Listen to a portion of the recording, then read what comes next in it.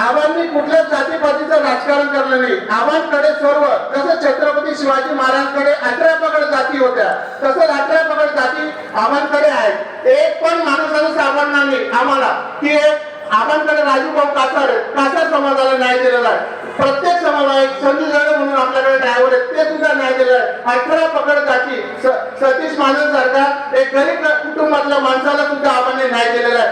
असं कोणी म्हणत असेल की आबा कधी जातीपातीचं राजकारण करत आहेत, पण एकमेव नेता असा आहे की या तालुक्यात कधी याने जातीपातीला तारा दिला नाही. म्हणून तुम्ही या निवडणुकीमध्ये जातीपातीला कधीच तारा वारा देत नाही. आपण एक संघटित आहोत आणि एक संघटित राहायचंय या दिनी मी सांगतो. आणि जशी स्वर्गीय वसंतराव चव्हाणांनी आबांना स्वप्न दिलं होतं, जो शब्द दिला होता, मी आज आबासाहेब तुमच्या सर्वांच्या हेतूने सांगतो, जोपर्यंत अमोलदादा आमदार होत नाही तोपर्यंत मी आणि माझं गाव आणि सर्व नेते हे शांत बसणार नाही. आणि एवढे माझे 2 शब्द थांबतो आणि जय हिंद, जय महाराष्ट्र.